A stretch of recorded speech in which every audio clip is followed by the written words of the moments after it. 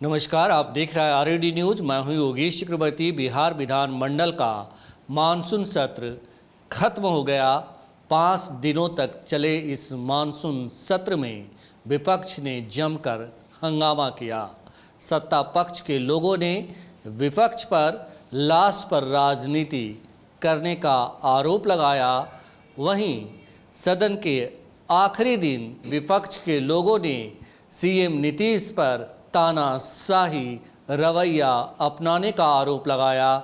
यही नहीं, विपक्ष ने विधानसभा स्पीकर को भी नहीं छोड़ा। तो 5 दिनों तक चले इस मानसून सत्र के दौरान क्या कुछ हुआ, इसकी तो पड़ताल हम करेंगे ही। साथ ही ये जानने की कोशिश करते हैं कि क्या सचमुच सीएम नीतीश तानाशाह हैं और क्या सचमुच बीजेपी लाश पर राजनीति कर रही है। हमारे साथ आरएडी न्यूज के राजनीतिक संपादक हेमंत कुमार हैं, उनसे जानते हैं। हेमंत जी, जिस तरह से कल और आज लाश पे राजनीति की चर्चा रही सदन के अंदर और बाहर, कैसे देखते हैं? जहां विपक्ष कहता रहा कि नीतीश तानाशाह है, तो आखिर कौन क्या है, कैसे आप देखते हैं? देखिए, ये जो मानसून सत्र जो आज ख़त्म हुआ, 5 दिनों तक जो कुछ हुआ वो काफ़ी हंगामेदार रहा और हंगामा ही इसका मूल के रूप में सामने आया है कि जो नतीजा आया है उसमें ये रहा कि हंगामेदार ये सत्र रहा। कामकाज सरकारी कितना हुआ वो ज़्यादा मायने नहीं है। 5 दिनों में मुझे लगता है कि 2 घंटा से भी कम सदन की कार्रवाई चली, दोनों सदनों में, विधान परिषद और विधानसभा में। तो हंगामा ही इसका मूल रहा। तो इस हंगामे का राजनीतिक मतलब है, सामने लोकसभा का चुनाव है और ये बिहार एक तरह से इस बार विपक्षी एकता की भूमि बनने जा रही है। आपने देखा कि पिछले महीने 23 जून को यहाँ पर विपक्ष की बैठक हुई थी और अब सामने 17 और 18 तारीख को बेंगलुरु में विपक्ष की दूसरी बैठक होने जा रही है। तो मकसद ये है, इसका पूरा जो विधान मंडल का जो सत्र था उसमें राजनीतिक रस्साकसी ही काफ़ी था और उसमें ये था कि जो विपक्ष है, जो बीजेपी है, उसके सामने एक एजेंडा ये था कि इसी दौरान तेजस्वी यादव पर चार्जशीट हुआ, सीबीआई ने चार्जशीट किया लैंड फॉर जॉब स्कैम में। तो वो उसके हाथ में एक मुद्दा लगा जिसको लेकर के वो उनका इस्तीफा चाह रही थी। नीतीश कुमार पर उनको संरक्षण देने का आरोप लगा रही थी और ये कह रही थी कि नीतीश कुमार जिन चीज़ों से कभी समझौता नहीं करते थे उन चीज़ों से समझौता कर रहे हैं और एक चार्जशीटेड व्यक्ति को, चार्जशीटेड डिप्टी सीएम को वो संरक्षण दे रहे हैं। तो पूरा मामला जो है वो राजनीतिक दायरे में ही हम लोग मैं देखता हूँ और राजनीतिक दायरे में इसलिए देख रहा हूँ कि जो सामने चुनाव है और विपक्ष की एकता की जो कवायद चल रही है उसमें नीतीश कुमार की एक पहलकदमी, एक बड़ी पहलकदमी है, लालू यादव हैं, तेजस्वी यादव हैं। तो बिहार एक तरह से यहाँ से शुरुआत हुई थी उसकी। तो बीजेपी के सामने भी यह एक चुनौती है और उस चुनौती से जूझने के लिए बीजेपी ने इस पूरे 5 दिनों की जो बैठक थी सदन की उसको एक तरह से उसको राजनीतिक अखाड़ा बनाया बीजेपी ने और उसमें मीडिया में भी काफ़ी उसको कवरेज मिला, मीडिया हाइप भी बना। कल जो प्रदर्शन हुआ उसमें लाठीचार्ज हुआ, वह भी पूरे राष्ट्रीय स्तर पर मीडिया में वो उसकी सुर्खी बनी और उस लाठीचार्ज के दौरान एक बीजेपी के एक नेता की मौत हुई और उसके बारे में प्रशासन का दावा है अभी भी कि वह मौत लाठीचार्ज से नहीं हुई है। बीजेपी ने उसको ये इस रूप में पेश किया कि नहीं, वो लाठीचार्ज में मरे हैं। रिपोर्ट अभी उसमें फाइनल आ जाएगी, उसके बाद स्थिति स्पष्ट हो जाएगी। लेकिन जो कुछ अब तक आया है उससे ये लग रहा है कि वह व्यक्ति लाठीचार्ज में नहीं मरे हैं, वह दूसरे किसी कारण से मरे हैं। सड़क पर वो बेहोश हो गए थे, जैसा कि प्रशासन की जो रिपोर्ट है डीएम और एसपी की। तो कुल मिलाकर ये है कि बीजेपी ने उस मुद्दे को भी, उस मौत को भी काफ़ी भुनाने की कोशिश की और राजनीतिक रंग दिया और ये कहा कि वो हमारे इस तानाशाही सरकार के खिलाफ जो हम लड़ाई लड़ रहे हैं, उस लड़ाई में हमारे एक नेता की, हमारे कार्यकर्ता की शहादत हुई है और उसको लेकर के आज फिर विधानसभा में हंगामा हुआ, विधान परिषद में हंगामा हुआ, मार्शल आउट किया गया बीजेपी के विधायकों को और बाहर आकर के उन लोगों ने असम में राजभवन मार्च किया, राज्यपाल ये कहते हुए कि राज्यपाल जो हैं वो कस्टोडियन है बिहार विधानमंडल के, और हम उनसे ये बताने जा रहे हैं कि सरकार कैसे यहाँ तानाशाहीपूर्ण रवैया अपना रही है और कैसे भ्रष्टाचार और अपराध को संरक्षण दे रही है। तो पूरा मामला जो है वो राजनीतिक तौर पर उसको देखने की ज़रूरत है और वह राजनीति यह है कि जो सामने जो चुनाव है लोकसभा का, उसमें गोलबंदी करनी है, उसमें ये लीड लेना है कि बीजेपी चाहती है कि हम अपर हैंड रहे बिहार में, बिहार की सरकार के खिलाफ, और इसी रूप में बीजेपी ने इस पूरे जो 5 दिन का जो बैठक था उस बैठक को काफ़ी हंगामेदार बनाया। बिल्कुल हेमंत जी, तो विपक्ष ने विधानसभा को राजनीतिक रंगमंच के तौर पर इस्तेमाल किया, लेकिन इस दौरान जनता की गाढ़ी कमाई खर्च हुई, करोड़ों रुपया का वारे न्यारा हो गया। हेमंत जी, जिस तरह से जनता के, पब्लिक के पैसे खर्च हुए और लोग सियासत की रोटियां सेकते रहे, क्या उन्हें जनता से कोई मतलब नहीं? क्या जनता उनसे हिसाब मांगेगी आने वाले विधानसभा और लोकसभा चुनाव में?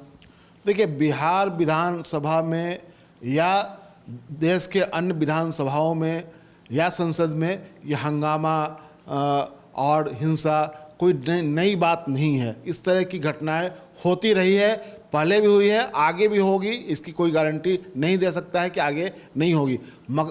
असली चीज़ जानने वाली बात यह है कि आखिरकार यहाँ हुआ क्या। तो मैं कह रहा हूँ कि ये पूरी तरह राजनीतिक रंगमंच की तरह इसका इस्तेमाल हुआ 5 दिनों की बैठक का, और बीजेपी इसको एक राजनीतिक अवसर के रूप में इसका इस्तेमाल कर रही है, क्योंकि चार्जशीट हुआ तेजस्वी यादव के खिलाफ और बीजेपी ने इसको एजेंडा सेट किया कि हम तेजस्वी यादव का इस्तीफा लेकर रहेंगे, और सत्ता पक्ष ने कहा कि हम इस्तीफा नहीं देने वाले हैं। एक चीज़, विधानसभा की बैठक शुरू होने से पहले जो सबसे बड़ी बात हुई थी वह थी कि मीडिया में और बीजेपी की ओर से लगातार यह प्रचारित हो रहा था कि सरकार अब टिकने वाली नहीं है, नीतीश कुमार और तेजस्वी यादव के बीच में मतभेद पैदा हो गया है और ये सरकार आगे नहीं चलेगी। और इसका जवाब ये हुआ जो मैं पिछली तमाम बहसों में भी कह चुका हूँ, तमाम डिबेट में कह चुका हूँ, कि नीतीश कुमार ने बहुत चालाकी से उसका जवाब दिया। जब पहले दिन वो तेजस्वी और तेज प्रताप को अपनी गाड़ी में बिठा करके विधानसभा पहुंचे, उसके बाद दूसरे दिन भी एक दिन वो तेजस्वी यादव को अपने साथ लेकर के आए, और इससे ये स्पष्ट हो गया कि बीजेपी ने जो मेहनत की थी 10-15 दिनों तक, नेशनल मीडिया ने, जो मेन स्ट्रीम मीडिया ने जो इतनी कवायद की थी, इतना पसीना बहाया था यह बताने के लिए कि यह सरकार अब चलेगी नहीं, इस सरकार में मतभेद हो गया है, तेजस्वी और नीतीश कुमार में पट नहीं रहा है, तो इसको एक तरह से नीतीश कुमार ने अपने एक छोटे से दाव में ये 10-15 दिनों की इनकी जो मेहनत थी उसको खारिज कर दिया, उस पर पानी फेर दिया। तो एक तरह से नीतीश कुमार ने एक राजनीतिक लड़ाई विधानसभा में इस रूप में जीती। दूसरे कि जब ये लगातार इस्तीफा मांगा जा रहा था, विधानसभा में रोज बीजेपी के लोग आते थे और कुछ देर के बाद हंगामा होता था, उनको मार्शल आउट किया जाता था या वॉकआउट करके वो चले जाते थे। तो ये जो मुद्दा था तेजस्वी यादव वाला, उस मुद्दे पर बीजेपी केंद्रित कर रही थी और उसी मुद्दे को हाईलाइट कर रही थी, उसी को मीडिया भी पकड़ करके आगे लेकर के जा रहा था। तो यह मुद्दा जो बीजेपी के हाथ में था, इस मुद्दा को नीतीश कुमार ने छीन लिया और यह बता दिया कि हमारे बीच में कोई मतभेद नहीं है, सरकार आराम से चलने वाली है। और सदन में भी यही हुआ कि सरकार ने कहा कि आपको जो कुछ पूछना है वह नियम के अनुसार आकर के सदन में अपनी बात रखिए, उसका सरकार जवाब देगी। लेकिन बीजेपी की ओर से भी ये सबको पता था कि इन सवालों का कोई जवाब उधर से मिलना नहीं है, और क्योंकि तेजस्वी यादव तो इस्तीफा देने नहीं जा रहे हैं, लेकिन बीजेपी को इस मुद्दे को जिंदा रखना था और बीजेपी इस मुद्दे को अंतिम दिन तक लेकर के आगे आती रही। और एक दिन पहले जो उसके एक कार्यकर्ता की मौत हो गई जो प्रदर्शन के दौरान, वह भी एक तरह से उसके लिए एक संजीवनी आप कह लीजिए कि उसको एक और मुद्दा मिला इसको लेकर, इसलिए आपने देखा होगा कि आज जब बीजेपी के उस कार्यकर्ता की शव यात्रा निकली, वो पटना के फतुहा में शमशान घाट पर उनका दाह संस्कार हुआ, उसमें बीजेपी के तमाम विधायक और विधान परिषद तमाम बड़े नेता उसमें पहुंचे थे। तो वो एक तरह से ये अवसर था, ये एकता दिखाने की, लोगों को मैसेज देने की कि बीजेपी अपने कार्यकर्ता के प्रति कितना सम्मान जताती है और इसकी शहादत, इनकी जो शहादत है वह बेकार नहीं जाएगी। लेकिन जो वहाँ राजनीतिक चर्चा हो रही थी उसके दौरान एक बात ये आया कि आखिरकार बीजेपी को इससे कितना फ़ायदा होगा इस मसले को लेकर के। तो एक चीज़ ये आया कि वो उसमें एक जाति का भी सवाल आ गया कि ये जो व्यक्ति जो मरे हैं वह अगरी जाति के हैं, अगर वह पिछड़ी जाति से कोई व्यक्ति मरा रहता तो बीजेपी को ज़्यादा फायदा होता उसको भुनाने के लिए। लेकिन वो समुदाय जिसके बारे में ये भी खबर आई कि परिवार के लोगों ने कहा कि उनकी हत्या कर दी गई है और ख़ास करके बीजेपी पर जो है उनकी हत्या को या मौत को भुनाने का आरोप लगाया गया। हाँ, परिवार के लोगों का भी एक अलग तरह का बयान आया है कि बीजेपी इनका इस्तेमाल कर रही है। मैं ये कह रहा हूँ कि बीजेपी जो इसका इस्तेमाल करना चाह रही थी तो वो उसका ज़्यादा फायदा मिलता जो वहाँ जो राजनीतिक गलियारे में जो चर्चा चल रही थी कि अगर कोई और पिछड़ी जाति का व्यक्ति होता तो उसका ज़्यादा राजनीतिक फायदा बीजेपी उठाती बनिस्बत की इनकी मौत से, क्योंकि जो जिस बिरादरी से, जिस समुदाय से वो आते हैं वो ऑलरेडी बीजेपी के साथ उसको माना जाता है। तो ये बीजेपी इस दो मुद्दे को, एक तो जो नया मुद्दा उसको मिला अपने एक विजय सिंह जो कार्यकर्ता और उसके नेता थे उनकी मौत का, और दूसरा कि तेजस्वी यादव वाला जो मुद्दा था वो।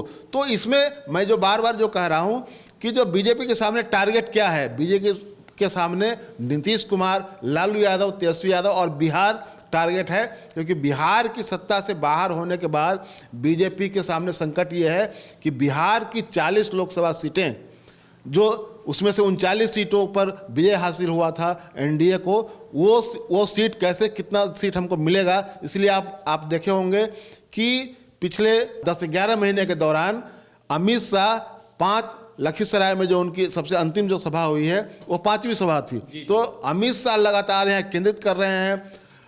प्रधानमंत्री नरेंद्र मोदी के निशाने पर बिहार और नीतीश कुमार हैं। तो ये इसलिए है कि बिहार एक तरह से विपक्षी एकता का, बीजेपी के खिलाफ विपक्षी एकता का केंद्र बना हुआ है और नीतीश कुमार उसके सूत्रधार बने हुए हैं। लालू यादव का एक बीजेपी से लड़ने वाला एक भरोसेमंद चेहरा लालू यादव का है। तो कुल मिलाकर के जो बीजेपी चाह रही थी कि जो ये बताना चाह रही थी कि जो विपक्षी एकता की कवायद है वह असफल हो गई है, क्योंकि पहले ही बैठक से बहुत सारे लोग अलग हो गए। लेकिन अब जो खबर जो आ गई है कि वहाँ 24 पार्टियों के लोग जुटने जा रहे हैं बेंगलुरु में, और नीतीश कुमार 17 तारीख वहाँ पहुँच रहे हैं। उनका कारकेड आज ही चला गया है, आज 14 तारीख है, आज ही बेंगलुरु के लिए रवाना हो गया है। 17 तारीख को वहाँ नीतीश कुमार जाएंगे, उसमें लालू यादव को जाना है, यहाँ से तेजस्वी जाएंगे, यहाँ से जो और जो पार्टी के लोग हैं CPIML के लोग जाएंगे उसमें। तो वहाँ जो 24 दल की जो बैठक होने वाली है, अब उस पर निगाह है कि वहाँ क्या निर्णय लिया जाता है, बीजेपी के खिलाफ किस तरह की गोलबंदी होगी वो है। तो ये एक यहाँ से विधानसभा में जो कुछ हुआ, जो राजनीतिक लड़ाई विधानसभा के भीतर जो चली, उसका अब अगला मुकाम जो है वो बेंगलुरु है। तो ये जो यहाँ राजनीतिक लड़ाई चल रही थी, ये विधानसभा की बैठक बहुत महत्वपूर्ण नहीं थी, बल्कि इसमें बीजेपी अपनी राजनीतिक ताकत दिखाना चाह रही थी, अपनी ये चाह रही थी कि हम कैसे लीड लें इस मामले में। मतलब नीतीश कुमार यहाँ भी बीजेपी को मात दे गए, वो तानाशाह की तरह नहीं बल्कि चाणक्य की तरह पूरी लड़ाई को लड़े, और ये कहना गलत नहीं होगा। बिल्कुल, मैंने कहा कि वो जो लोगों को ये लग रहा था कि नीतीश कुमार पर जो ये जो अविश्वास पैदा किया जा रहा है, जो कि नीतीश कुमार हमेशा पलट जाते हैं, वो फिर छोड़कर चले जाएंगे, तो ये सब जो था उसका उन्होंने बहुत ही चालाकी से, बहुत ही सामान्य ढंग से एक बहुत बड़ा मैसेज उन्होंने दे दिया और बीजेपी के हाथ से वह मुद्दा छीन लिया। इसलिए आप देख रहे होंगे कि न तो मीडिया में, न तो बीजेपी के किसी नेता के बयान में अब नीतीश कुमार भाग जाएंगे, पलट जाएंगे, अब इस तरह का कोई बयान न छप रहा है न कोई बयान दे रहा है। इसकी वजह क्या है कि नीतीश कुमार ने उस पर एक बड़ी लकीर खींच दी और वो मुद्दा खत्म हो गया। अब मुद्दा उनके पास वही था, तेजस्वी यादव इस्तीफा दो, और दूसरा कि ये हमारे कार्यकर्ता की शहादत हुई है और यह सरकार तानाशाही रवैया अपना रही है। स्पीकर जो हैं वो मनमानी कर रहे हैं, स्पीकर सत्ता पक्ष के इशारे पर काम कर रहे हैं, वो निरपेक्ष नहीं है, वो निष्पक्ष नहीं है। ये तमाम बातें हैं। लेकिन हम राज्यपाल के यहाँ जाएंगे, राज्यपाल के यहाँ वो लोग गए भी। अब बीजेपी बिहार में एक नया राजनीतिक कार्यक्रम लेकर के आएगी, मुझे ऐसा लग रहा है, क्योंकि राजभवन मार्च तो आज हो गया, कल राज्य भर में शायद उन लोगों ने विरोध प्रदर्शन का ये आह्वान कर रखा है। तो ये चलेगा सरकार के खिलाफ माहौल बनाए रखने के लिए। तो इस बैठक का, विधानमंडल के इस सत्र का राजनीतिक अर्थ यही है कि बीजेपी जो राजनीति चाह रही थी, जो कुछ करना चाह रही थी, तो उसके सामने एक एजेंडा आ गया हुआ था बैठक से पहले कि तेजस्वी यादव पर चार्जशीट हो गया। उसको लेकर के बीजेपी लगातार 5 दिनों तक वहाँ कवायद करती रही, सरकार अड़ी रही, ये विपक्ष के लोग सदन से बाहर फेंके जाते रहे, वहाँ बहस होती रही और सरकार को जो अपना सरकारी कामकाज था वो कामकाज सरकार ने अपना निपटा लिया और ये विपक्ष को जो कुछ कहना था वो कहते रहे। लेकिन अब असली मकसद ये है कि जो बेंगलुरु में बैठक होने जा रही है तो वहाँ क्या निर्णय होता है, और वो एक तरह से राजनीतिक लड़ाई आगे बढ़ाने के लिए वो बैठक महत्वपूर्ण है कि उस आगे की जो राजनीतिक लड़ाई होगी बीजेपी के खिलाफ, उसमें वहाँ क्या निर्णय लिया जाता है, वो उस पर सबकी, पूरे देश की निगाह होगी। पूरे देश की उस पर निगाह होगी। और माना ये जा रहा है कि बेंगलुरु की बैठक में सीएम नीतीश को जो है संयोजक चुन लिया जाएगा और उसके बाद विपक्षी एकता की जो बात कही जा रही है वह और मजबूत बनकर, या यूँ कहें कि केंद्र की धुरी बनकर नीतीश उभरेंगे। फिलहाल इतना ही। अगर आपको हमारा ये डिस्कशन अच्छा लगा हो तो आप हमें फेसबुक पर फॉलो करें, यूट्यूब पर सब्सक्राइब करें, ज़्यादा से ज़्यादा लाइक करें और शेयर करना तो बिल्कुल नहीं भूलें। धन्यवाद।